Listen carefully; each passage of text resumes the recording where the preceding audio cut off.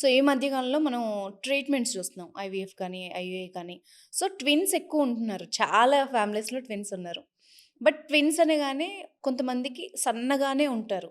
అయితే general doubt ఏంటంటే twins అనగానే ఉంటారు. అంటే ఒక్క బేబీ ఇద్దరు బేబీస్ ఒక దాన్ని షేర్ చేసుకున్నారు గదా! సో, వాళ్ళు ఎదగలేదు. అంటే పెద్దయ్యాక గూడా అలాగే ఉంటారు అన్నది ఉంది. నిజమేనా? సో, డెఫినెట్‌గా ఏంటంటే అండి ట్విన్స్ అన్నప్పుడు ద వెయిట్ ఇప్పుడు ఇద్దరూ 3.5 అంటే మదరే మొయ్యలేదు గదా! అవును. First of all. So, and ఉన్న ఆ స్పేస్‌లో 2 babies have to grow.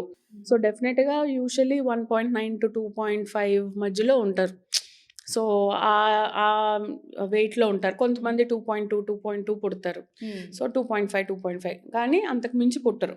But వీళ్ళు లైఫ్ లాంగ్ ఇలాగే ఉంటారా అన్నది it's not right. So, again ఇక్కడ నేనెప్పుడూ చెప్పేటట్టు నేచర్ అండ్ నర్చర్ అన్నట్టు ఇప్పుడు పుట్టిందొకటి, మన ఎన్వైర్న్‌మెంట్ ఒకటి.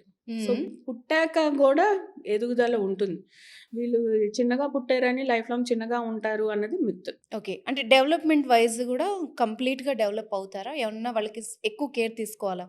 సీ ఫుల్ టర్మ్ 40 వీక్స్ నిండాకనే పుట్టారు ట్విన్స్. పుట్టినప్పుడు ఈ బర్త్ యాస్ఫిక్సియా అంటాం. అంటే వెంటనే ఏడ్చి ఏ ఇష్యూస్ లేదు. పుట్టినప్పుడు ఎక్కువగా జాండిస్ లాంటివి ఎక్కువ రాలేదు. అంటే సివియర్ జాండిస్ అంటాం.